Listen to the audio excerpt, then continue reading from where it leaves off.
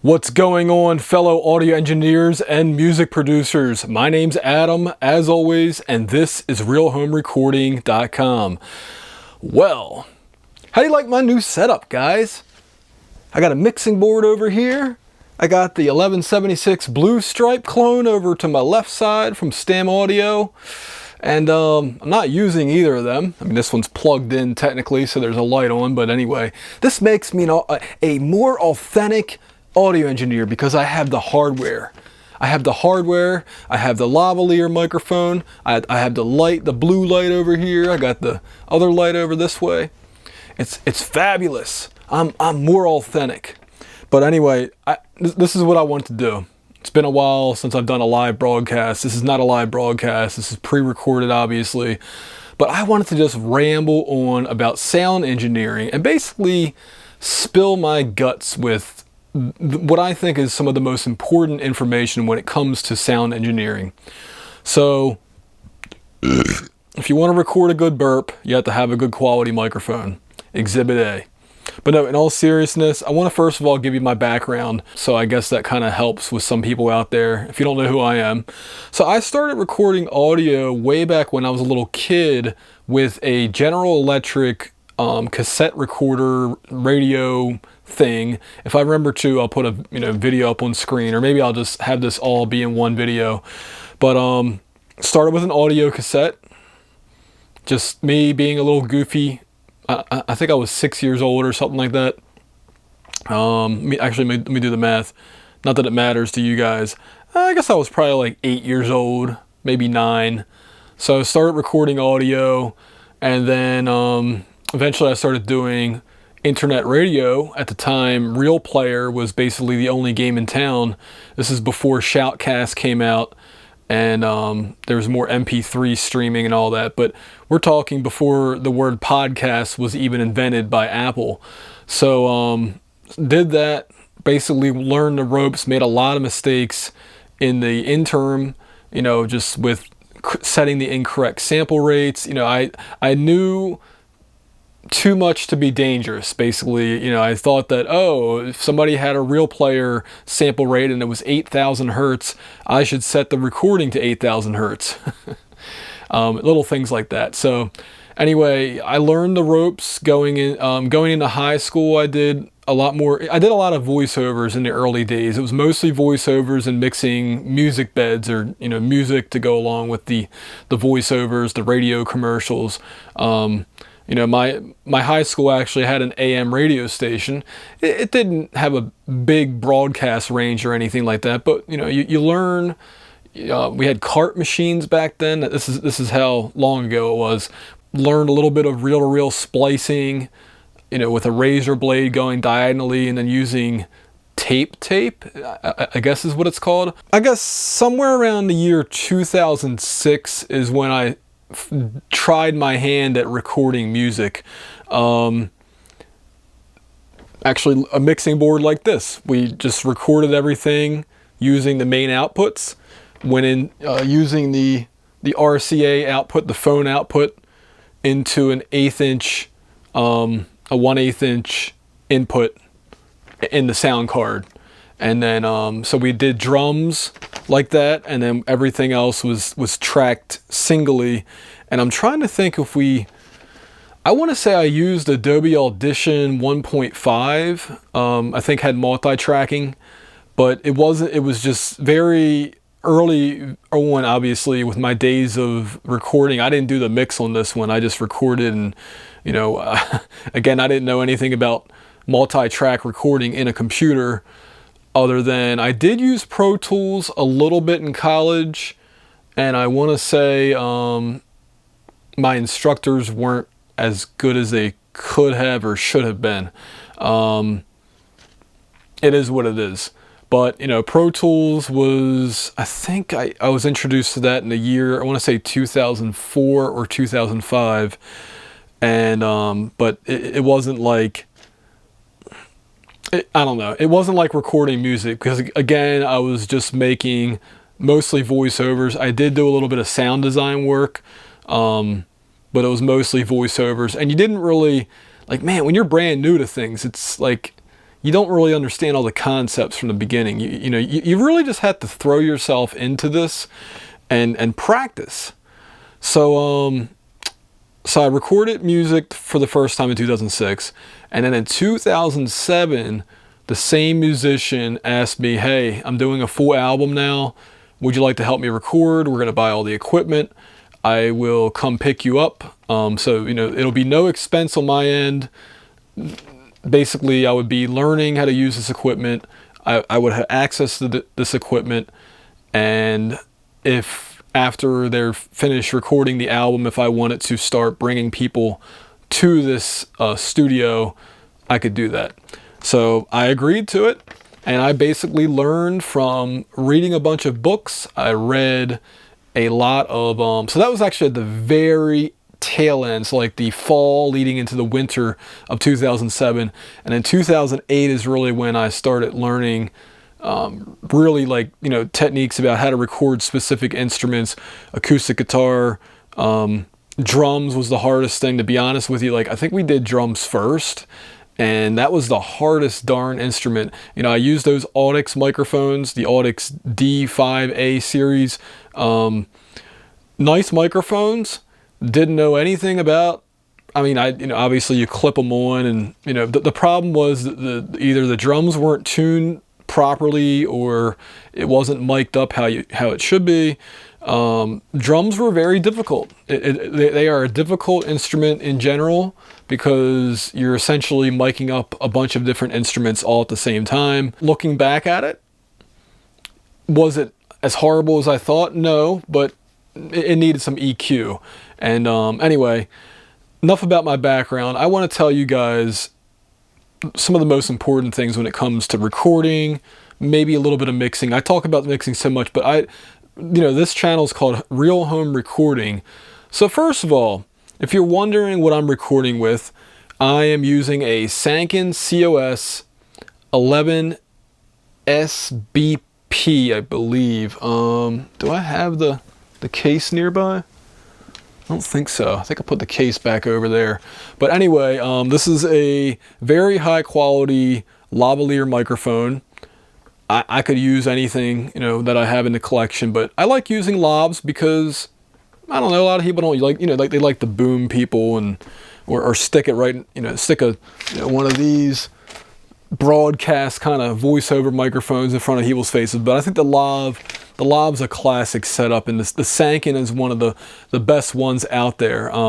This is the older model. I believe I purchased this in the year 2008, I want to say, or maybe even earlier than that. But the Sanken, I think I spent $450 on it, and now it's more because of inflation and whatnot. But anyway, the Sanken has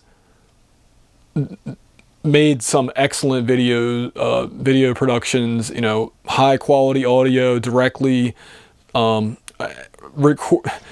You have to start off with a decent microphone. I'm not saying go out and spend $500 on your first microphone. In fact, what I recommend, because I'm aware of the microphone now, it exists, etc., etc. I don't think you'll throw this microphone away as you get it more into sound engineering, if you continue to get into sound engineering. But to start off with, I really think the best bang for the buck, SE Electronics SE7 matched pair. You can do so many things with two microphones. A lot of audio interfaces just have two recording channels. The SE7, again, it's such a good microphone that you'll always find a use for it. I've recorded voiceovers with it. I've recorded, was it snare drum, hi-hats, drum overheads, acoustic guitar microphones. I haven't tried it as a kick drum microphone, but I guess technically you could. It's got a high sound pressure level. Actually, I've been wanting to try this. Is the SE, the heck is this microphone called? I say it all the time. Oh, the Dynacaster. So this is also an SE Electronics microphone. The Dynacaster can handle like ridiculous amounts of sound pressure. I'm assuming it might work with kick drum. I'm not 100% sure, but I want to try it. Anyway, the SE7 is a solid microphone, and I recommend it to beginning audio engineers. In fact, I'm quoted on SE Electronics' website for saying that.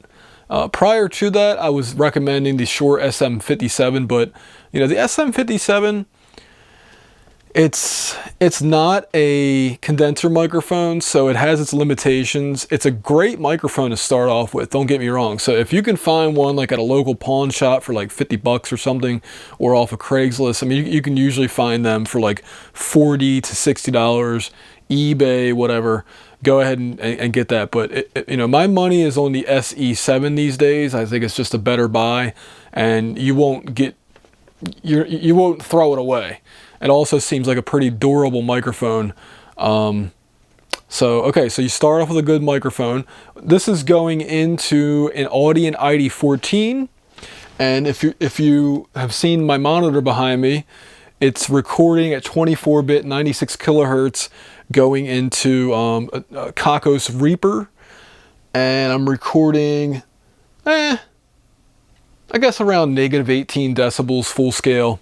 And that's another thing I want to talk about, recording level. So recording level, you know, you don't want to fill up the bar. Like normally I would have the wind, it wouldn't be this wide. It would look about like that. And you look at that and you're like, man, you can barely see the waves, the waveforms. But, you know, that's about what level you would want to record at to get a optimal recording level. And I have videos specifically on that topic that deal with analog zero and all that. But, you know, so the Audient ID14, great microphone preamps, great audio conversion. I think I bought the interface back in 2016.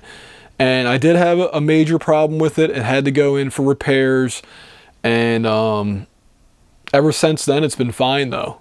You know, I sent it to some place in California to get repaired, and whatever they did to it, you know, they sent me the same one back, the same serial number and whatnot. Great. It's worked great ever since then. Now, mind you, I have ever since then plugged it into the wall.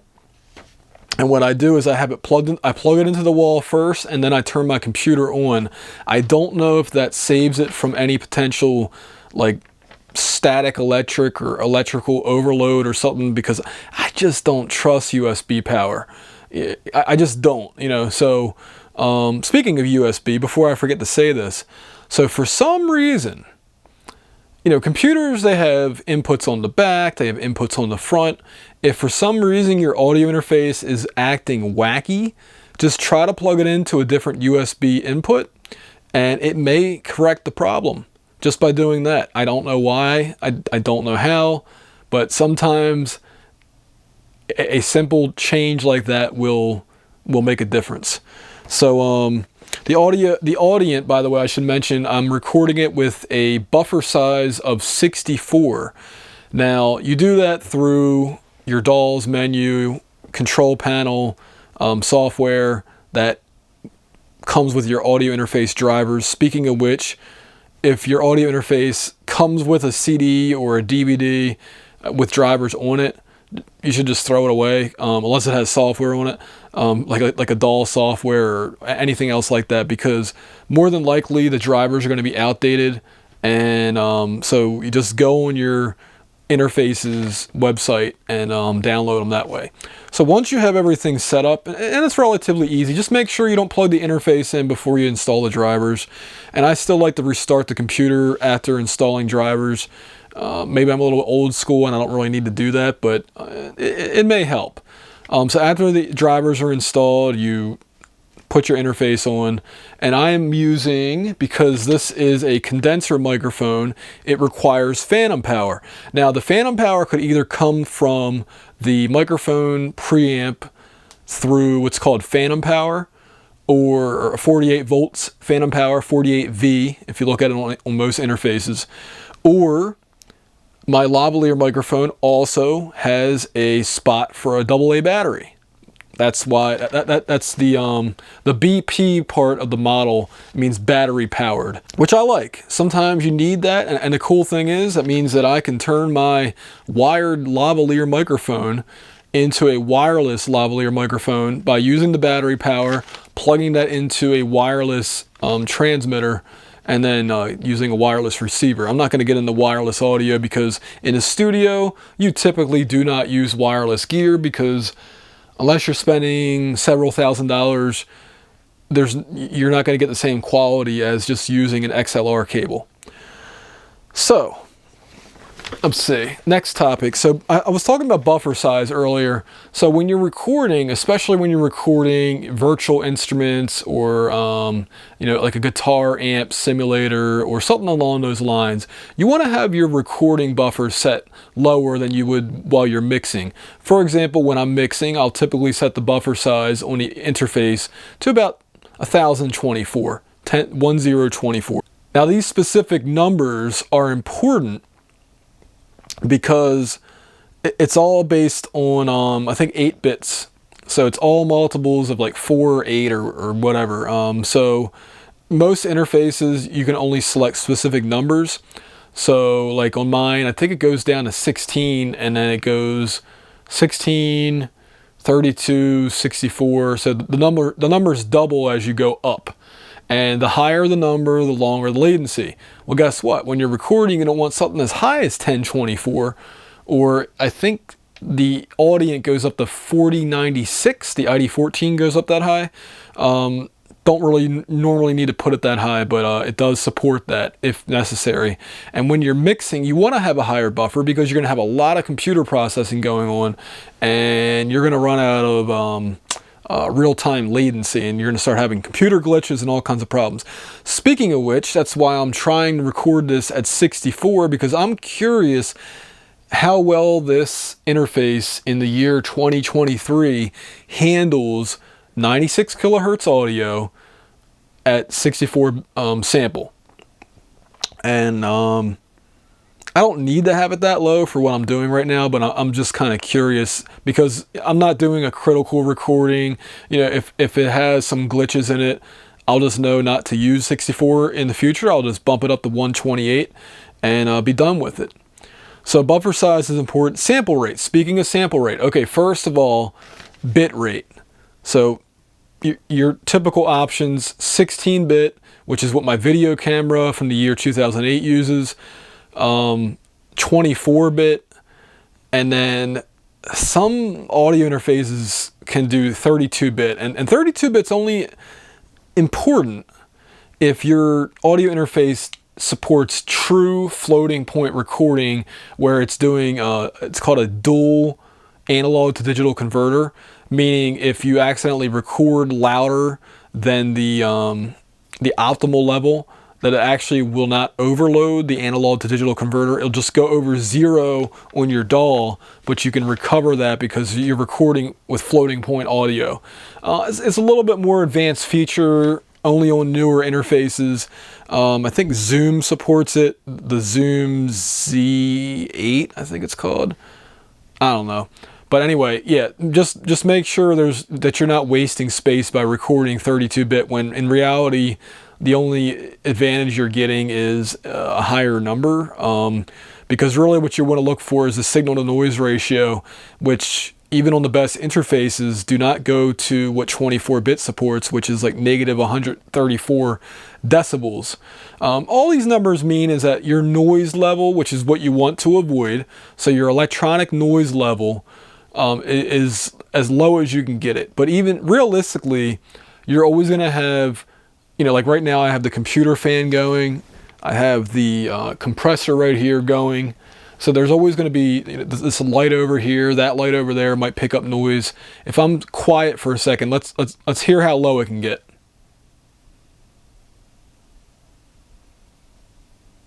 Yeah, so what I'm hearing is the computer fan, and thankfully that's a lot lower than what it used to be.